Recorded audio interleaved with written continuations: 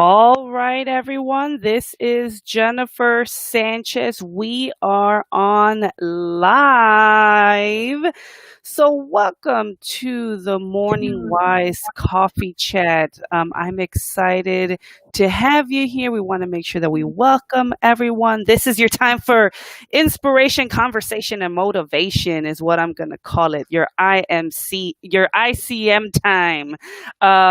So again, I'm Jennifer Sanchez. I am the founder of the Women's Institute of Self-Development and Efficacy, and we have this amazing show now that we're bringing to you. And we're a month in. I do everything from radio, coaching.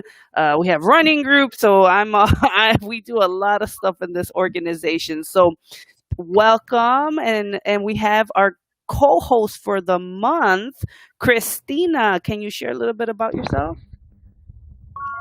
Hi there, everybody. I'm Cristina. I'm really excited to be here and to spend this time with Jennifer and with all the guests. We've got Damita today, which I'm excited to talk to her. And I'm one of the cohort leadership cohort. I went through the cohort program with Jennifer. I'm involved in the WISE community. I'm also an educator, a mother, a aspiring inspirational encouragement person. So that's a little bit of me. Yeah, awesome. Thank you, Cristina. We're excited to have you for the month. And Damita McGhee. She is awesome. She's not a stranger to our community whatsoever. So Damita, can you share a little bit about yourself? Absolutely. Good morning. Good morning. Thank you so much for letting me hang out with you ladies this morning. I'm excited. I really am. So I am Damita McGhee. I'm a Christian women's business coach, an author, a speaker, and an email marketing strategist for faith-based organizations and churches. And I have an amazing community as well. And we just kind of hang out and figure out how to operate businesses using biblical principles. That's what I teach. That's what I love. That's what I live. So I'm excited to be part of this conversation today. Thank you for having me. Oh, no, thank you, Damita. I definitely vouch for you anytime when anyone asks me. So just wanted to put that out there. So Cristina, you're kind of modest. You actually started a business, right, for your daughter. Tell us a little bit about your daughter's business, which is pretty cool. Oh, thank you. It happens kind of organically. My daughter has always, since she was little, had a heart for others. And whenever she saw, people who were homeless on the street, or she thought that someone, needed something, she always asked for money to give to others. And so it started from a young age. That was something that she just always had in her heart. And so during quarantine, she got a little bored and she had some bracelets that she was making out of rubber bands because she had learned how to make them at school. And then her dad was like, let me buy her a kit. So we bought the kit, and she's like, I'm going to make over 100 bracelets during this quarantine. So we're like, okay. She's a really goal-oriented child. She's only 8 years old, but she's already got that mindset of like, I need to set goals for myself. And so she met her goal, and then she just said, Mommy, I prayed to God and I said that I'm going to sell these bracelets, and I want to donate $300 to every organization that I choose, right? And so I was like, oh my God, how am I going to get this to happen? So her dad, luckily, he's in marketing, and he saw how motivated she was, and we both love to encourage her and really just encourage whatever she has in her heart. And so we started a website for her. And before even the website, she was outside in the front yard trying to sell bracelets, and no one was coming around because no one was, it was quarantine time. They're like, we're not going to go by this little girl. But she was persistent. She made herself a little stand. She had a table out there, and I didn't want to discourage her, so we sat outside with her and, just let her do her thing. And then she met another little girl, our neighbor. And, this is obviously now once the rules started to lighten up with quarantine, and, she taught her how to make the bracelets, and she wanted to get in on it too. And now they're doing it together, and they've raised over $300 for a beautiful project, which is an organization that we got connected by WISE. So we have 2 more organizations to go, but we're so excited. She's so happy. We've got T-shirts now, and that say Brave bracelets on them. And she's out there. She's making different types of bracelets. Like, oh, Mom, my stock is getting low, so I gotta make another bracelet. So I'm like, what? It's like a little. That is so awesome. That is so awesome. Yeah, we'll make sure to share the link in the broadcast if anyone wants to go to the website, and Damita's link too. We'll make sure that the information's there if anyone wants to go ahead and take a look. So of course we have to say it's coffee time, right, Cristina? Coffee time. I got my mug with my letter C on it. Show me your mugs. Yes, it is coffee time. So what are we drinking today, ladies? Yeah, definitely. We want people to say so. Damita, what's your favorite type of coffee? We got to definitely ask you. Okay, so it's boring, but I have to drink decaf because caffeine gives me migraines. So I have to drink decaf coffee, which for a lot of people tastes like pure water. But for me, I've been drinking it now for almost 10 years, so it's good enough. You know what? I'm gonna have to agree with you, Davina. Something happens to me when I drink like coffee. My stomach gets upset. Like I feel like nauseous, and I'll get headaches too. So I cannot drink regular coffee. So I'm there with you. Don't feel bad. Thank you, because a lot of people talk about my decaf, but it's what my body will let me have. I love the taste of coffee. I've never been that kind of person that needed it for the jolt. I love the taste. And so I'm like, I gotta have this taste. And I've been drinking coffee since I was in high school. So I'm like, I just like the taste of coffee. I come from a coffee family. My parents, that's like our thing. I go over there, I drink a cup of coffee with them. That was our thing. And so it's just part of what I love doing with my parents. And then when I was in college, there was this coffee shop because I went to school in this really small town. And so I fell in love with the coffee shop. And I'm like, I can't let coffee go once I actually made the connection. So it's decaf for me. That's the story behind the story. Well, I'm glad I'm not alone.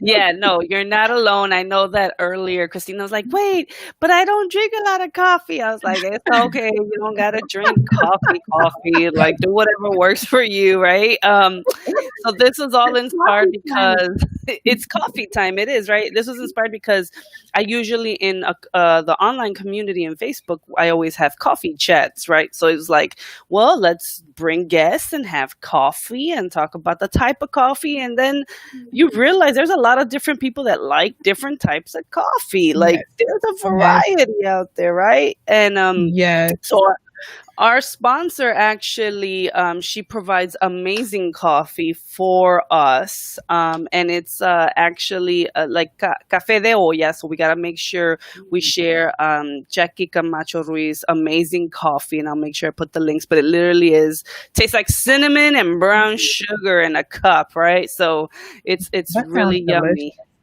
It is.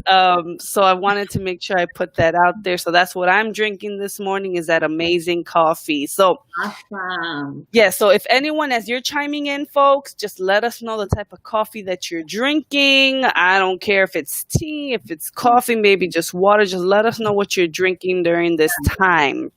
So of course, now we got to go to our topics. So how was your holiday weekend? Before we go into anything, let's talk about the holiday weekend, right? Did you guys go anywhere fun or exciting?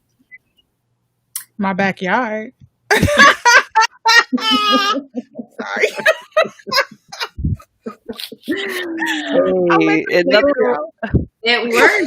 It works.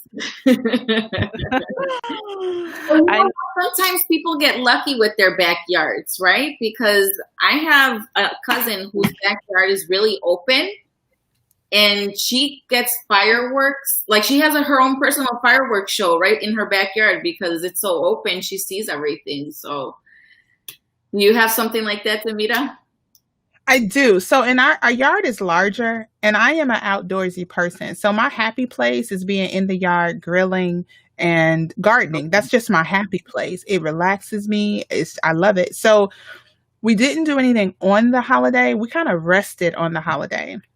But yesterday is when we did everything for my house. So I was outside probably for 8 hours. But Saturday night, it literally was a fireworks display sitting on our front porch. Our Wow. neighbors, 5 houses down, you would have thought we were at a commercial fireworks display. Wow. The cul-de-sac right behind, like right across the street, it was insane. And You're we one of just the sat lucky outside and had the most amazing night because of all of the beautiful fireworks. They scared my daughter half to death because they're so loud when they're so close. But we had such a great, amazing, wonderful weekend. We really did. Yay. We I really think did. that's what a lot of people did, this time because they know they weren't, because of COVID, no one was Mhm, really doing shows. So people went all out, mhm. They Um, they did. they really They did. did. We actually were like, you know what, we're just gonna go drive around and go see fireworks as we drive around, right? We took the girls, jumped through them in the car, and we're like, let's go see. And it was like going down the 290 towards downtown. It was just like everything was being lit up in the sky. I was like, wow. Yeah. So that was fine. So I wanted to touch base and just share how I thought this was interesting. Last minute, Lightfoot orders visitors to Chicago to stay quarantined for 2 weeks. So if you are coming back, I don't know if you guys heard about this. If Yes, you I went did. anywhere that had high COVID numbers, you need to stay home 2 weeks. So I just wasn't sure how the heck are they going to track that? That was my question. I was like, how would you know how would you know someone came from Tennessee, let's say, for example, because they had high COVID numbers? Or Mhm. right, how would you know if you came from there and now you got to stay in for 2 weeks? I don't know if you guys read anything extra like that. To me, just made me think like, how would you know? How would you know if you stay in home for 2 weeks, right? Like, I don't know if you guys You have know, any thoughts on that. So I know there was something I read too, and they were talking about there was people in Chicago, but is it only people in Chicago or is it anybody? Because I know it was Mayor Lightfoot's call, but like for example, uh my better half or my other half, he travels too, and he just came back from Arizona, and he travels for work, not for pleasure. mhm, mhm. Um, so he's considering, I don't know if his company is going to allow him to travel again, because then when he comes back home, he's got to be quarantined for 2 weeks. But at the same time, it's like, we're home anyway. We're not really going anywhere. So Mhm, I mhm. don't Mm. I Funny how wanted that's to traceable. say that again, Damien. I'm sorry. I was just saying, I don't see how you can track and trace it. I just don't see how you can, not without invading people's privacy. And we just don't believe in that in the United States of America. So I don't see how it's possible to do. Now, my son-in-law, believe it or not, my son-in-law, my stepson and his wife, they live in China. And Oh, so, wow. yeah, they live in China and they've lived there. He works for the NBA and they've lived there now for 2.5 years, something like that. So the coronavirus didn't shock me when it got here. We kind of had an inside scoop because they have been living through it. Now, if you live there, you will get quarantined and they will put locks on your door, whatever they have to do. But that's not something that we can do here. Like contact tracing sounds great, but I don't know how you do it here without invading people's privacy. It has to literally be voluntary. Absolutely, that. Or someone tells on you, or my only thinking was, well, they're following your license plate, and if they can see where your license plate is going with tickets, or you never know, right? That's my That's only thought. possible. You know. Oh, you know what? That brings up a good point. that I remember reading when the stay-at-home orders were first put in place. I remember reading that they saw that a certain percentage of people actually were staying at home, and you know how they tracked it based off of your cell phones and where they pinged from. So that Oh, is a possibility, I guess. You know what? I was about to say our cell phones too. Because Yeah. we don't, I mean, I know that you said that there's no invasion of privacy, but I swear to you, there are times when I'm having conversations with Ken and something will pop up on my phone that has to do with the conversation I had with him. So I was like, who was listening to me? You know, I don't know if that's happened to you guys before, but it'll be like some type of ad on Facebook or something. And I'm like, someone is bugging my phone. They have yeah. to. Yep. Wow. That's what happens when you have Siri and Alexa and all these extra people on your phone. You think they ain't Right. listening. They're listening. They're listening. That's So I just good. wanted to share, Mary said added the cinnamon to mine this morning. So she made sure she added cinnamon, and she said, yes, creepy. So she thought it was creepy. So make sure, if you guys are just jumping on, share with us what kind of coffee you're drinking this morning. Yes. Um, Can I so ask this a goes, coffee question, Jennifer? yeah, go for it. Is it normal to put cinnamon in your coffee? I have never heard of that before. Oh my God, that is like the I guess it is bomb.com. because your reaction was like, what rock have you been under? Well, I went to one event. We had one event, and the person that hosted us actually was recommending the women to put nutmeg in their coffee instead of sugar, and it tastes so good. I've never Instead of sugar? Yeah, I think that was her recommendation, and I remember it was just like a little bit of creamer and nutmeg, and it was really yummy. So, I know that for us, especially those that are from Mexico, we make coffee with cinnamon. Like, I don't know if in El Salvador, Cristina, Yeah, they do that as well, canela. yeah. So, Ah, we'll make it, and they call it café de olla. So that's kind of just, we're brought up with that type of coffee. I Yeah. didn't know. I got to try something different. I did not know that.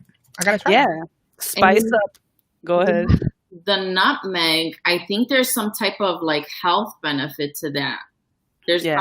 I don't quote me, but I think that the nutmeg is meant for something health benefit. Health benefit, like maybe a superfood. I know cinnamon helps us burn more calories. It like it's like cayenne pepper. It helps us burn more with our metabolism. So I know cinnamon's always like that's what it's good for.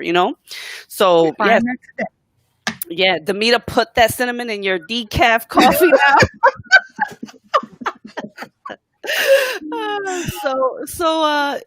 On to a different topic, you guys. We had to talk about a couple of things. This might get a little bit more intense conversation, and not in the sense that we're going to have fun talking about, anyways.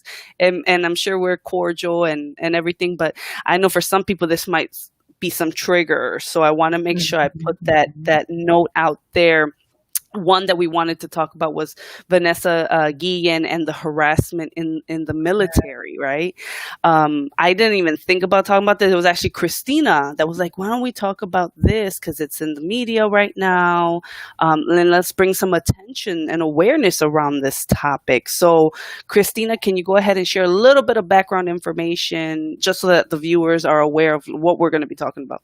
Sure. So this beautiful 20-year-old Mexican American girl was found missing on April 22nd at Fort Hood in Texas. And, there was really there wasn't much going on as far as the military base trying to investigate anything. And so there was a lot of push with celebrities and social media. I mean, the mother was really out there trying to expose the situation that was happening with her daughter. And so, yeah, that happened in April. And I think they started publicizing things. April 22nd was when she went missing. April 30th was when the family started publicizing her whereabouts, like, where is she? And so, and not till just recently, she was discovered, dead, unfortunately. One of her sergeants or the upper hand had involvement in her death. She was bludgeoned to death. Her body was found in a really surface area, grave. He had help by one of his girlfriends who was also already married. And I guess they had some type of relationship prior. I don't know. But yeah, it's really a sad story. And it all started with sexual harassment. Her sexual harassment was not being taken seriously. She was scared to actually speak up about it because she thought that she would get blackballed and, there would be some type of retaliation because of her speaking up. So she did tell her family. Her family was aware. They wanted to, get involved, but she said, no, let me handle it. And unfortunately, she went missing. No one knew anything about her this whole time since April. Like, Yeah. it's ridiculous, Yeah, that's terrible. And actually, I was following the hashtag. What's the hashtag called, Christina? I am Vanessa Guillen. I am Vanessa Guillen. And I just clicked on it. I was like, let me just see what this says.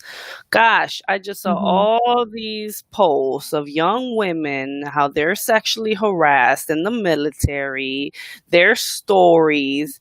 And I'm sitting here like, oh my, I'm talking about like, just like right now, right? Because of Me Too, like, I think there's this whole movement going for women right now where people are being exposed, right? There's a lot of exposure. Yes. Things that were done in darkness are coming to the light. Yes. And I can only imagine as a parent sending my daughter to, right, or not sending my daughter, but my daughter chooses to go into the military and just knowing that she can potentially be raped, harassed, mistreated, right? Because she's a woman. And so it's terrible. And I know that we have, I see Angel Ramirez right there. She just put crying faces. It is a very sad situation, unfortunately. So I just wanted to bring some awareness about this because, like I said, this is something that I guess in different areas now exposure is happening. So I don't know what you think about it, Damita. You shared a little bit off before we went on live, which I thought was interesting. So if you can just give us what your thoughts. Well, I was looking up the hashtag while you were talking, so that's why I'm not looking up. I'm actually looking at the hashtag, and you're right. It's a lot. It's a lot. Oh my God. And this is something that I haven't been in the military. I've never served. And what we were talking about before we went on live was the fact that they were doing an internal review. And I just feel like internal reviews, for lack of a better word, I don't have a great intelligent word to use. They just suck.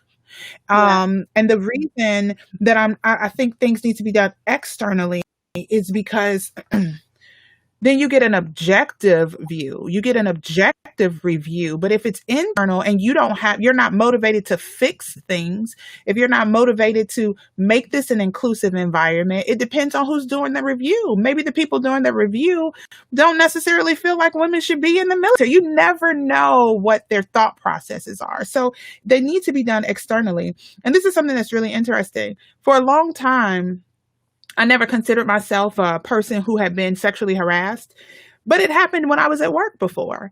And I didn't title it sexual harassment. And when I went to management about it, the person, he was my superior. And I went to his superior and talked to them about it. It's when I was a manager in retail. And they fixed it. You know how they fixed it? They moved him to another store. Wow. What? So you fixed it for me, but you're still causing a problem for other people. So you need external people to come in so you can actually get to the root of the problem and resolve the real issue. Not put a Band-Aid on it and great, I'm good because he's gone. But what about the women in that new store? This is a pattern of behavior. This is not something new with this guy. And so I don't know, And it's just heartbreaking. I have a daughter of my own, and I cannot even imagine her volunteering to go into an environment that's hostile towards her already. I couldn't imagine that. Yeah. that's Yeah. it's so sad because when they did a press conference on the situation, they were told that the sexual harassment is not criminal.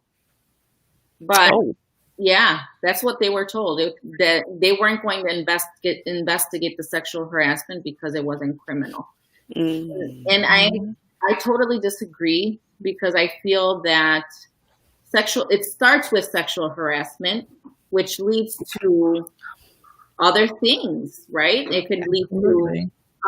you know, molestation, rape, whatever. And then, unfortunately, at this point, it was murder, right? And so Mhm. it started somewhere, right? And Mhm. unfortunately, when there is no reprimand, like you said, Amita, you know, moving someone, what's that going to do, right? If there is no type Mhm. of reprimand for sexually harassing someone, then one, it's not taken seriously, right? And two, things can escalate because it's not taken seriously. Absolutely. It Mm. just reminds me, it's hard for me not to throw a spiritual spin on everything. It just reminds me, and a lot of times I go back to this, how in the book of Judges, they continuously write that man did what was right in his own eyes. It's written so many times, man did what was right in his own eyes. How many times do we do what we think is right, but it's so incredibly twisted and wrong? Like, how can you not see that being a criminal act? That person did what was right in their own eyes because it was to sustain their own self interest. And that's the problem. Yeah, that's good. And actually, I want to share this. So, as we were doing research, so as this whole case has been, everything's been revealed in media, I've been reading, especially Mhm. now for the show, I've been reading it even more. And, there was this one female Air Force colonel who actually, and I quote, let me see if I could find her quote. Oh, You guys are kidding, right? Sexual harassment is the price of admission for women into the good old boy club. If you're gonna cry like a snowflake about it, you're gonna pay the price. This is from Wow. Betsy. I don't know how to pronounce her name. I want to say sure. Scholler, but she is, like I said, a colonel in the Air Force Wow. who teaches at the University of Wisconsin. Mhm. And now a lot of people are trying to get her fired. A lot of people have write petitions to get her out of there because she's a woman and she's saying like, well, this is the price. Right. This is what you get. Wow. Um, and I appreciate all the women that go into the military, and I appreciate those that are in the military forces and have served for the country. But it does shed a little light. It sheds it a little differently for me now, right? More in the sense of, well, now I'm thinking like, oh my God, the women, what they have to go through to go into the Yes. military, right? Yes. And the idea that my daughter at one point said she wanted to go into the military herself, my oldest, right? And she's just like, now I'm like, I don't know about all that, right? Like now I'm kind of Mhm. hesitant with all of this. So that it's unfortunate that even women in the military are almost accepting this behavior and said, well, this is what you get, you can get murdered, right? And that's what's terrible about this, what Mhm. that comment. um And Mhm. now that it went public like that, she's contradicting herself and saying that that's not what she meant by her comment, which I was like, really? I mean, no. it's really We bad all timing. speak the same English, and we read what you wrote, and we read what you meant. Don't backtrack now that we're holding you accountable for what you said, right? Yeah. Those Yeah. words mean the same thing regardless of which dictionary you look in.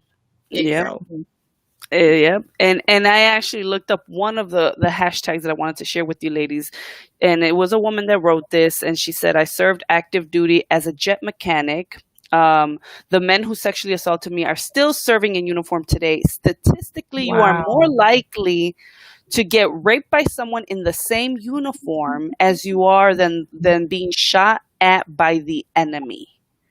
I was just I just read that. Yeah, I That's just crazy. thought, yeah, that is Mhm. insane. Um, It's uh, we have some comments here. Angel actually said they're conditioned to think that this is acceptable because that's what happened to her. So that might be Mhm. actually what happened to the colonel. Right. I can see that. Doesn't justify the comment, but I can see why she thinks this is, part of being in the military. Um, I Yes. guess maybe it's almost she also said because she did it and survived, she believes of others have to go through it too. Mhm. That's something to think about, right? Thank you for sharing, Angel. It's a possibility, absolutely. So, Mhm. unfortunately, this is terrible. I guess, Christina, is there anything that we can do, right? We always want to do active change or bring awareness.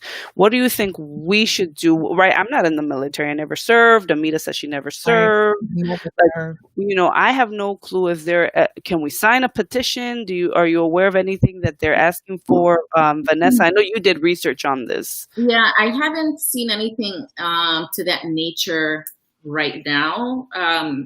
I just know that when they had that press conference, they did mention that they wanted to pass something in Vanessa Guillen's name, um, to basically make sure that there is a third party in the military, because like you mentioned, Damita, those, internal reviews, they're not going to do anything. And so it should be Mhm. where there is some type of third party coming in to investigate these types of Mhm. allegations with sexual harassment. So the women and even men feel comfortable coming forward in Yes. with what's happening to them, because it's not right at all. And That's If just you're I'm sorry, go ahead. go ahead, Anita. No, go ahead. I was just gonna say, I'm thinking about the comment that Jennifer, the quote from the woman who's now backtracking, who is part of the Air Force, I believe. It's just insane to me that you would provide an environment for people to serve the country, to fight for our liberties, to fight for our freedoms, to literally give their lives for us, but you won't provide an environment that protects them. That's insane to me. I can't even wrap my brain around that. Not at all. And actually, someone shared that there is a petition currently to shut down the Fort Hood military base. So I don't know what Mm. you guys are thinking about. What are your thoughts on that? Like, should that fort be actually shut down because of the situation? Absolutely. I think so, because or there needs to be there's pruning in that in that place, because it wasn't just her death. They found another body there. It Oh, was wow. a man, and I forget what his name was, but he was also found. This was, I think, a month prior to her disappearance, and they believe that he was also killed. Um, but I don't know too much about that case.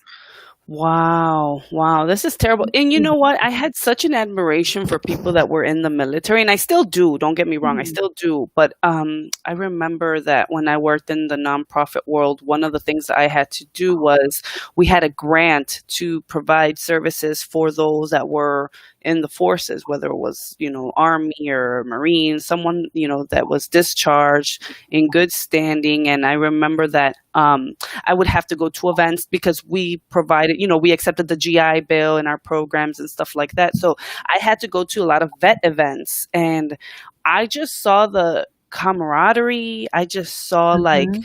the men and women. Like I saw how they were all so united, and they were saying their hoorah and oorah, and I know they say it all different, like different branches say it differently, but this definitely, I mean, and of course, anyone that's in the military watching, or anyone that has family in the military, chime in and share your feedback, whether it's now or at the replay. We would love to hear your thoughts on this. So, um, definitely, I think we just lost Christina. I don't see her right now, but Damita, as Mhm. she's jumping back on, there we go. There she's back. She's back. um, so let's go. This is a great segue into the next topic, which I think is something that we wanted to talk about, was colorism. Mhm. And Damita, and we had a a very insightful conversation, me and Damita, before we went on the air, and it all stemmed from um, and it stems from everything that was going on, the Black Lives Matter movement, how they wanted Mhm. to take down any image that has to do with white supremacy, one of which was Jesus, right? The white Jesus, right? Mhm. So me Mhm. and her had a discussion about it, and then it was almost like she shed some light to her perspective as to why the black community felt that that image should have been taken down. Because in my mind, I said, well, there's Mexican Jesus, black Jesus, right? I always thought growing up, I'm not gonna lie. I always thought Jesus was Mexican. I was just like, look, we all speak Spanish at the church. Like, like that was my only thinking, right? The priest speaks Spanish, so he's Mexican. Um, so then Damina, she brought her perspective. So I always thought there's always a different Jesus for whoever, Oh. right? He is who Mhm. you are. Um, but then we started talking about colorism. So Damita, can you share a little bit of go into that conversation of what we were talking about? Yeah, in the height of everything going on right now in our social climate with the race being at the forefront. And so this started because someone sent me they sent me a message about how they sent me a Facebook message, and I think they were sending it in a way where it was meant to help me see that this person who wrote this article was seeing things from a negative viewpoint. I think that was the reason. And the negative viewpoint was get rid of all these Jesus symbols that have this Caucasian Jesus on it because he's not a representation of what Jesus is. This was the interesting thing that came from that. She and I were talking, Jennifer and I were talking, and I said, this is something that happens a lot in a lot of Black churches. I can't speak for every single Black person out there, obviously, but I know a lot of us are raised in churches where we learn that Jesus is not white. And so what we learn is the way they describe him in the Bible, the texture of his hair, the color of his skin. Jesus isn't white. And why is that so important? A lot of people are wondering, well, why is it so important? It's important because in our society where a lot of us grow up, especially as African Americans, feeling inferior or not feeling inferior, but you may have symbolism of we are inferior, to have someone that a God that we reverence also make us look inferior. Like, it's a big deal in our Yeah. churches because it takes away that stigma that everything that is white is right. And we're the exception, we're the anomaly. It takes all of that away. And it says, listen, you may have learned that Jesus was white, but he really isn't. This is what the Bible says about him. And then that led us into an even further discussion because one of my questions has always been the racial issues that we have here in the United States. Do those exist every place else? Like, do people have an issue with darker skinned people everywhere you go around the world? So I started asking questions and I got some answers from other people. But then Jennifer and I started talking. And when she told me that colorism is a thing in the Hispanic community, it darn near blew my mind because I honestly had no clue. I was clueless. When I say 100% ignorant, 100% ignorant. And it just left me mind blown to know that different shades in the Hispanic community make a difference. I was I was just completely, it just shook me to the core because I didn't know. You grow up in the United States thinking this is a US problem. I never knew it expanded beyond the United States. That's how this Mm. conversation kind of came up. Yeah, yeah, it was definitely an interesting conversation. I think the minute you were like, "Can I call you?" I was like, "Yeah, call me." Like, you were so intrigued because we were just kind I of was. going back and forth and just sharing, Mhm, and and I wanted to make sure, like, hey, I just want to make sure I don't offend you. Like we're just mhm, kind of going back and forth. She's like, "No, you did not offend me whatsoever." I'm like, "Cool," mhm, and we can keep mhm. having this conversation because it really sheds light to everyone's perspective as how they see things, right? Because you grew up different. I grew up in a different environment. Christina grew up in a different environment. But if we can have these Yeah. conversations, right, it'll shed light and Mhm. make us see things a little differently. So Christina, do you want to go ahead and chime in regards to colorism in your perspective from El Salvador and Latina and growing up here in the United You know what? States? I think it's also has to do with even facial features for our Hispanic community. If the more indigenous you look, it seems like it's like a bad thing to have even features of someone who is more indigenous looking. And indigenous people are a little, they're darker. They're darker skin Mhm. because they're not mixed with. But we are a mixed culture. We come from Mayan and Aztec, indigenous people, and mixed with Spaniard and God knows what else, right? Like I was telling you, Damita, I think I'm African American. There's got to be something in there, right? But yeah, I definitely think that the darker the skin, there are issues. And even it was funny, we were having this conversation, a friend of mine and I were having a conversation about how in her family, because she is dark complected and she is a Latina, that she remembers when she was a child, her cousin, who was very like completely opposite, very light complected, would make fun of her because of her color. And they were children.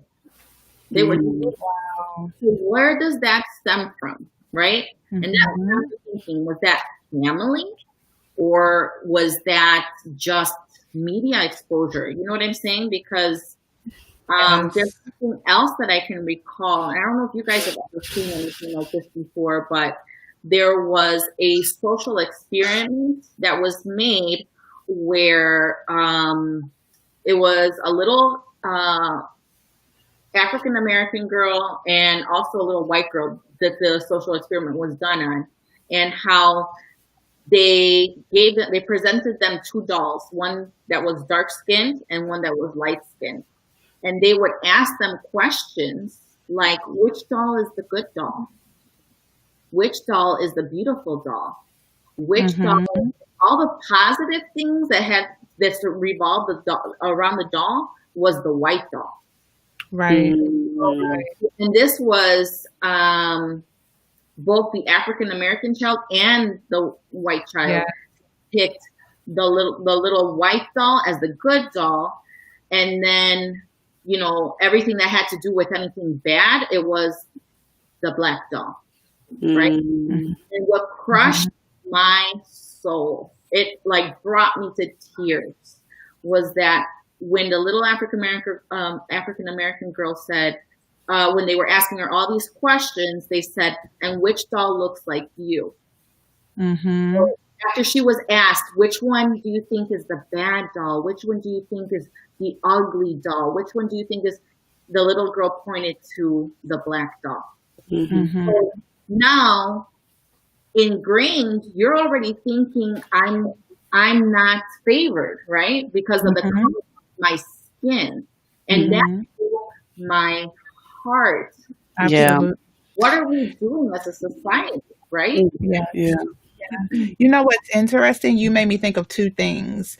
My daughter she'll be 8 in 2 weeks.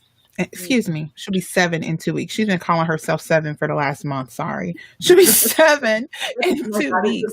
And one of the things that we went through last year was she wanted to have her hair, every hairstyle that she loved. It was totally not black hair. I'm like, this is not what your hair is going to look like. Your hair is not going to look like the little girl on the Disney Channel or the little girl on the Nickel, unless she looks like you. And so I had to go through all it.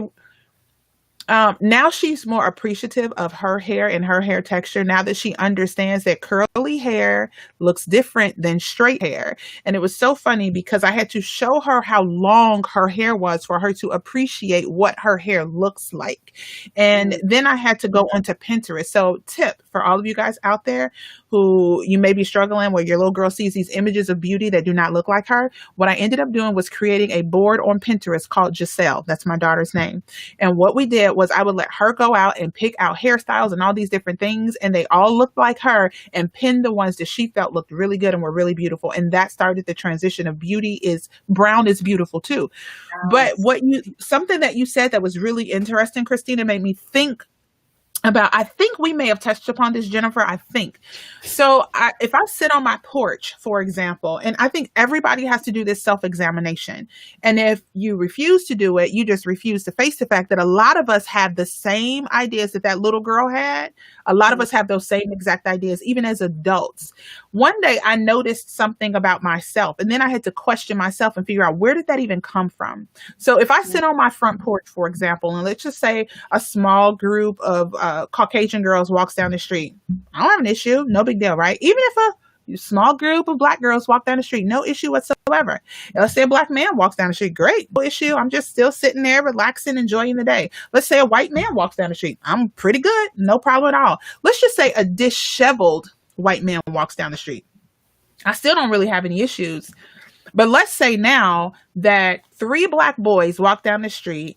Let's say that they have dreadlocks. Let's say that they look a little rough around the edges, but they're just walking down the street, not paying any attention to me. What'll happen sometimes is literally I'll tense up and I'll make sure I'm paying attention as they walk down the street. Now I'm hyper vigilant. Or if a disheveled Black man walks down the street, now I'm hyper vigilant. Where the heck does that come from? And I'm Black. And obviously, I love my people. My husband is as dark as they come, and I absolutely love it. So where does that come from? My parents didn't teach me to be afraid of Black people. So where does it come from? And if we all would do the same type of self-examination, we will see that that happens often. It happens oftentimes when you see maybe a group of Black men walk down the street. It might even happen if I see a group of Hispanic men walk down the street. Yeah. Where does that come from? We didn't teach ourselves that.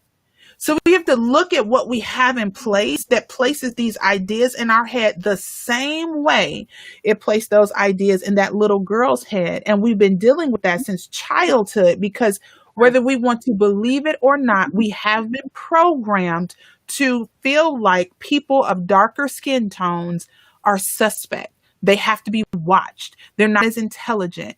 And it's so insane to me, and this is me being completely transparent, it's so insane to me that people love my skin complexion when it's not theirs. So you will go out and you will tan so you can look as brown as possible, or you will paint your skin when you're in a fitness competition because you can see the definition of your muscles better.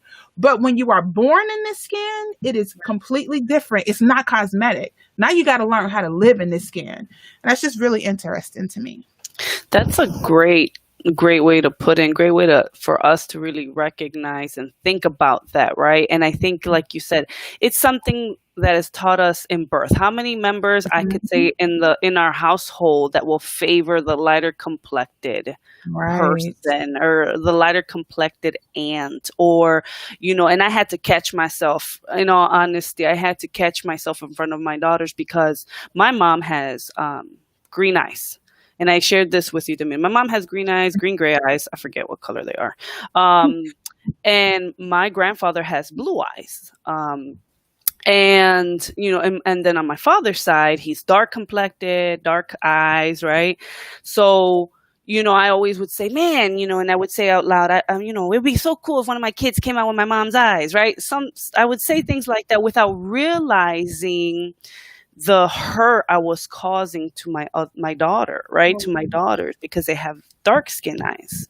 Mm-hmm. And I had to catch myself and stop saying things like that, because it had nothing to do with, I just thought my mom had freaking colored eyes, right? Like, why can't I have colored eyes? That's it. That was the intention behind it. But I didn't realize internally I was sending a wrong message to my daughters, and I had to cut it and correct myself and apologize to her and really tell her, like, I am so sorry that I ever made you. Your eyes are beautiful. Your color eyes are beautiful. That was never to it. My intention was never to make you feel lesser than. It was just that's what my mom has. And that was just something like, damn it, Um, but now I understand that was where I failed and I messed up Mhm.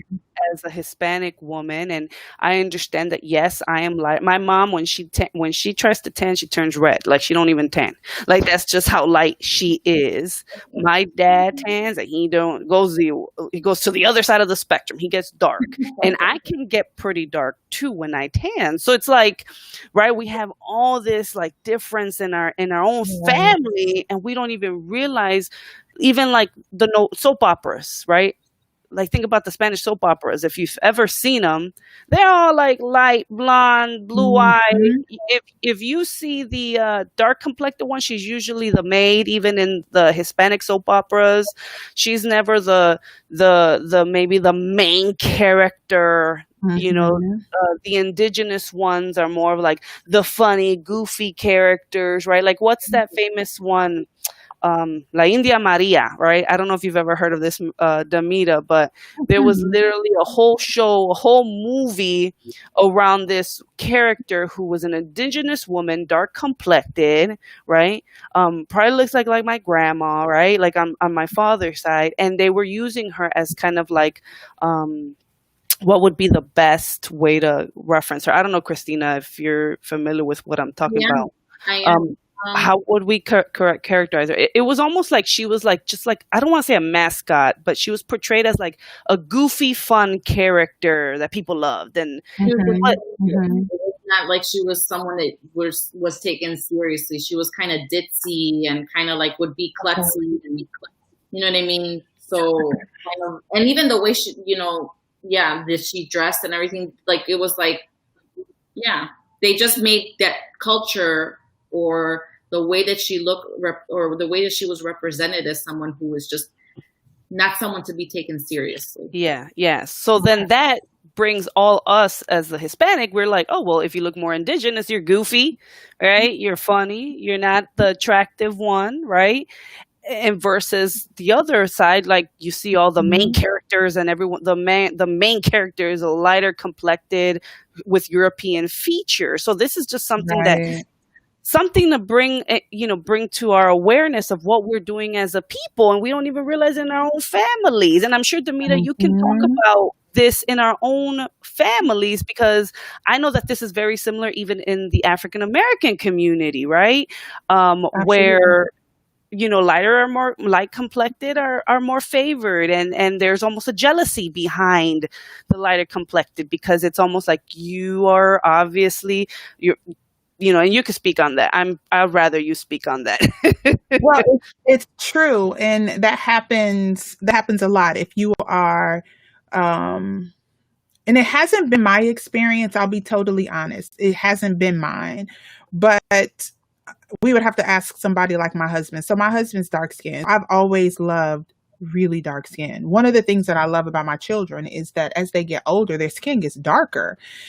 And so it hasn't been my experience because I fall in the middle. You know what I mean? Like, like I fall literally right in the middle of the spectrum. So you have those that are much lighter than me, and then you have those that are much darker. But from what I understand from people who have experienced it mostly is that you see where some people love the people that have lighter skin, and if it's a woman who have the longer hair, just different things like that. And so you can see that, and if you were to ask someone who's darker than me what their experience has been, I'm sure they can tell you some stories.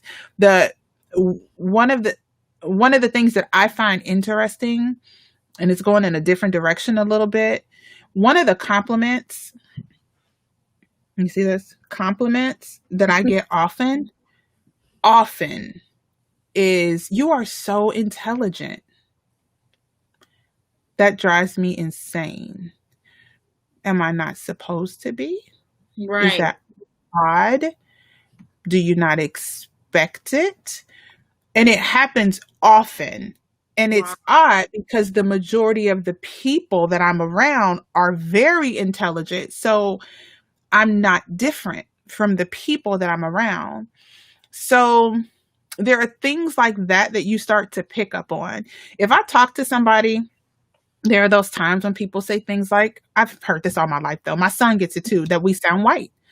There are all those different things. And so when you were talking about the Spanish soap operas and the telenovelas and all of that kind of stuff, it made me think about how oftentimes we don't realize the programming is happening because a lot of it does happen through media. You Yeah. see where my dad used to say it all the time, and I just never wanted him to be right, but he was. Whenever there was some type of really like a horrible crime, they would always show the person, especially if they were black. If they wouldn't show the person, you know what my dad would say? I bet you they're white because they didn't put a picture up. He would always say that when I was younger. And I'm like, he can't possibly be right. 95% of the time, he was right. And so when you constantly see these images where the portrayal of people who are brown, who are black, when you constantly see the images of them in a negative light, right? And then I see images of intelligence. I see images of doctors. I see images of architects. I see images of engineers, lawyers, attorneys, and they're always Caucasians in these positions. But it's never black people in these positions. And if they are, maybe they're the clerk. You know what I mean? So it's not like they're completely unintelligent, but they don't have, that supreme position. Or there may be one of them sprinkled throughout the entire show. You know what I mean? I don't know if this is something you guys have paid attention, probably in Latin community. I'm sure you see it. And it's just like, I got friends that are attorneys. I have friends that are doctors. I have friends that are in high places doing legitimate things. How come y'all can never find them on TV? But I literally live the life of around all these successful, amazing people, but you can never seem to find them to put them on television. And you have to work overtime as a parent to overcompensate for it because your kids are going to watch TV. So you have to remind them of what their beauty looks like. You have to remind them of it's just overtime work. That's my little spiel. In our community too, I feel like you don't if you barely see black people, I don't ever really see a Latino. Do you, Jennifer? I mean, there is not. You know what I'm saying? Like, you don't. And I'm not condoning, but. And when I see TV, I'm like, oh well, there's the black person, the one black person they're gonna put on the show, right? Which I think is completely wrong. And then you're like, but where's the Latino at, right? Or where's nowhere? Yeah. Unless they're depicted in a certain way. Yeah. Or when you see them, they barely they're like as close to white as possible. That's not okay. That's not okay. It's funny that you guys are saying this because I actually, when I was Mary Yee, actually, I want to share this comment. She just said it. Our shows get canceled. It's true. There was a couple of Netflix shows that were Hispanic oriented or Latino oriented, and they get canceled. Right? They don't. Mary said, "Let's create a show. We're going to create a show, an inclusive." Show, diverse show for sure, Mary. She put, let's create a show. I'm down for that. I mean, and I'm going to share this funny story because I remember in high school, right? Luckily, I have brains, right? And I'm smart, and I can resonate what you said, Damita, about, oh, you're intelligent has happened to me too. When I share like, someone says, well, what school? I'm talking about school or something. And that's when I was going to college. Like, what school do you go to? I go to UIC. Like, people get thrown off. Like, oh, UIC? Like, well, what did you expect I was going to say? Like, oh, you're smart. Like, what did you thought I was going to say? So I can totally understand where you're coming from, Damita. And I had no examples growing up. I never knew what a professional Latina looked like, right? I didn't know in all honesty, I had no clue. Obviously, first generation, second generation, our parents brought us right here. At least in me and my family, my parents came here and raised us here, right? And we grew up here. But a lot of people in our family line are not like doctors or lawyers, Mhm. right? They don't have those type of professions. And I'm speaking from my experience. So where was I going to find the example of what I was going to do with my life? Where was Mhm. I going to see that example? And media sure did not share it. Media did not tell me I could be a Mhm. doctor. Um, what did catch my idea? Okay, this is going to be really funny. Do you guys remember the movie Hitch? Right, with Yeah. Will Yes. Smith, With right, Will and Smith? yeah, with Eva Mendes, right? Yeah. That movie was literally one of my inspirations because that's the first time I saw a Hispanic woman that Oh, was a journalist, and Wow. she was the main character. She was darker complected. She dressed professionally. She was so for me that was my as a teenage girl trying to figure out what I want to do in my life. That was what I saw, and I held on to that image for dear life. So that's why I was giggling earlier because of that situation. So I don't know if Yeah. Christina had something like that, but I know that we can keep talking about all this stuff. Christina, do you have any final thoughts on everything that we're talking about? I just think we do need to change this stigma that we have, right, on the people and the colors and all that good stuff, right? Because we have to look at each other for who we are, Mhm. and and and being that representation, like you just mentioned, Jennifer. Like we need to be more involved. We need to be out there, put ourselves out there. There's not many. No, let me take that back. There are many of us, but we're not exposing ourselves, right? And so we need to be a voice for our people. We need to stop with this. One thing that I wanted to just really quickly, I know, like you said, Jennifer, we can go on and on, but even I remember because I went to a very multicultural church. Like we had Black, Latino, Asian, white. It was just, it was beautiful, right? And so that's why I feel like when I dated men, it was like, well, let me pick what color of the race. Because I literally was like one of those people that dated every other color there was out there. But I even remember how sometimes there was a little girl, she was mixed, and they said that she had good hair. And it made me so mad when they said good hair. I was like, what does good hair mean? Right? I had never heard of something like that. And it was because her hair was long and her hair was softer and it was more like something similar to, what a Caucasian hair It is. wasn't And coarse. so that, yeah, it wasn't as coarse. Mhm. So again, it's like, let's stop, because even within our own communities, we're doing it, right? Yes. And Yes. and we need to stop it. We need to Mhm. stop it. It starts with us. It starts with us Yep, too. absolutely. Well, I think this is a great conversation. Damita, do you have any final thoughts that you wanted to share in regards to this topic or in general? I think this was good. Thank you so much for letting me hang out with you ladies. I got an opportunity to meet Christina. This is cool. I just think it starts with us. When we recognize that we too have been programmed and that we need to deprogram ourselves and replace that programming with the right programming. It's just like I said from scripture, man will do what's right in his own eyes. The reality is that we can't help what we've been taught, up until this point, especially as children. You can't help what you're taught and what you're exposed to. You don't get to filter those things. Your environment, you don't get to filter it. But as an adult, I'm not making excuses for you. If you're an adult and you have an issue when it comes to color, it's time for you to fix it. Nobody's coming to rescue you.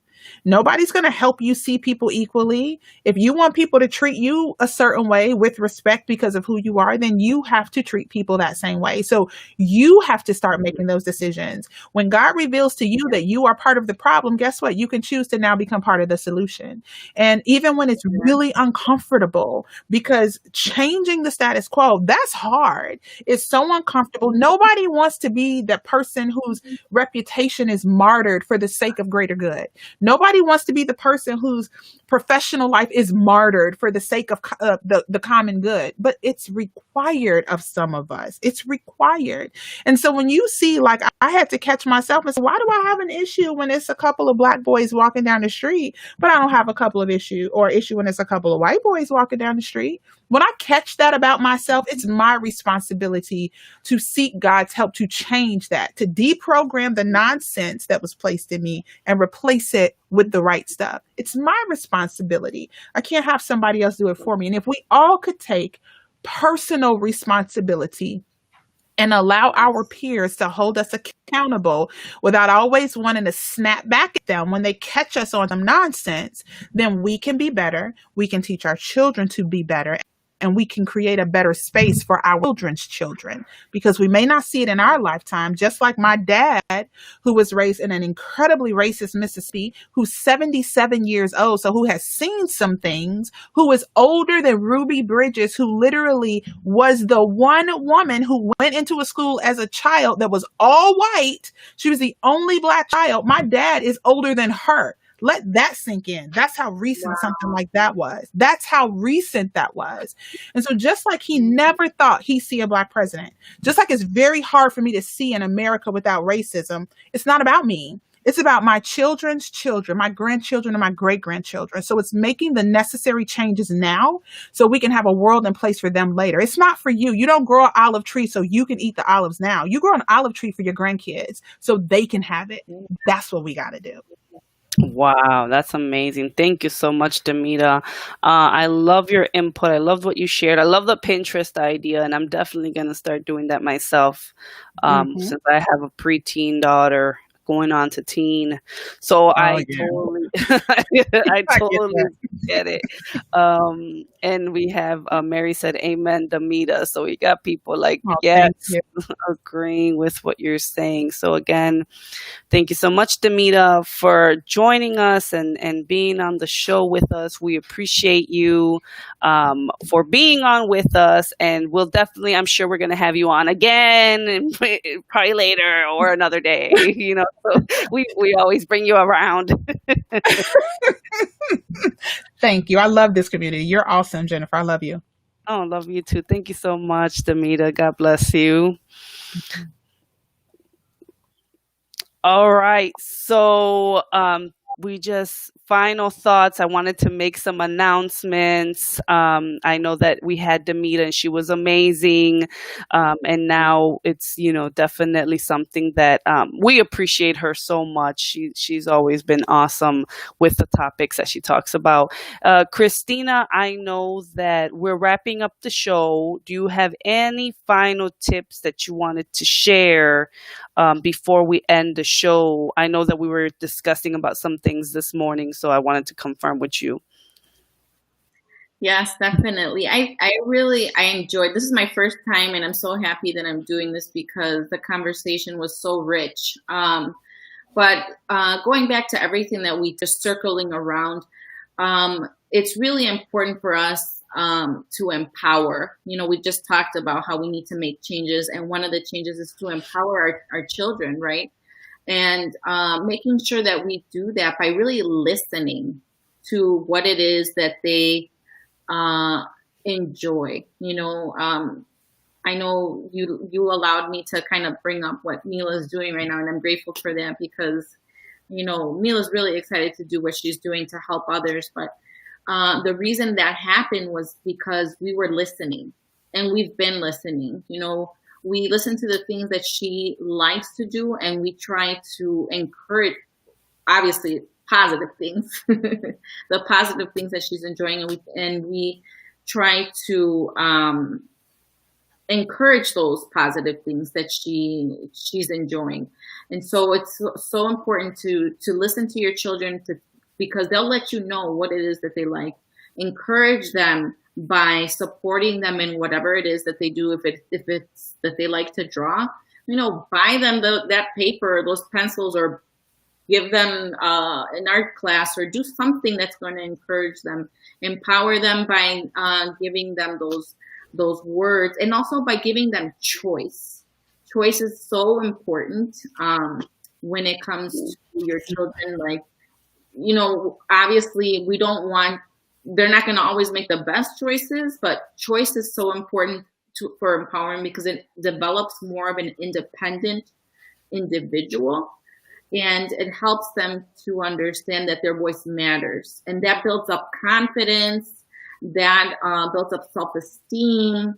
And again, when it prepares them for the future, when they're older, how to make choices. It's so important. And so, I don't want to get too much into details, but those are just a few tips as far as what you can do to make your children, because like Damita said, it starts with them, right? It's their generation. Help them, empower them, let them feel important, and if we can empower them, give them that self-esteem that they need, and show them that they are valuable, that their decisions, their choices, and even the things that they desire for their future is valuable, we're going to see some great things happening.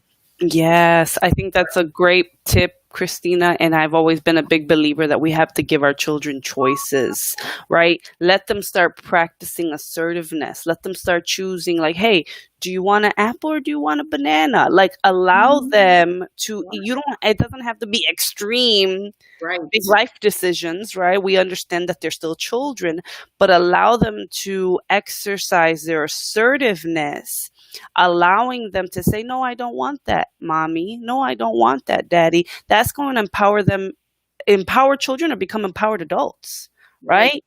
So, and you as an educator, you come from the education system, you definitely know about this stuff, right? So, thank you for sharing those tips, Cristina. Thank you for being our host for the month. We're excited because we're going to have a bunch of other fun topics we're going to talk about. And I want to make sure that everyone that's watching, make sure to follow us at Women's Self Development, our Facebook page and our Instagram and Twitter and YouTube. We do have a website, womensselfdevelopment.org. We do have a free Facebook Wise Women Support Group community where you can jump on, and we have a lot of inspiration, motivation there. This is what we're all about. This is everything we're all about.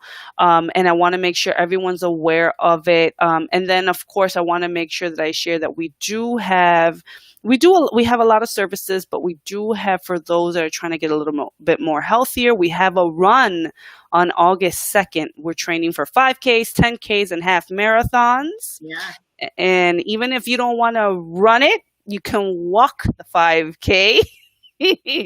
Cristina, which one did you decide you were going to do? I do the 5K.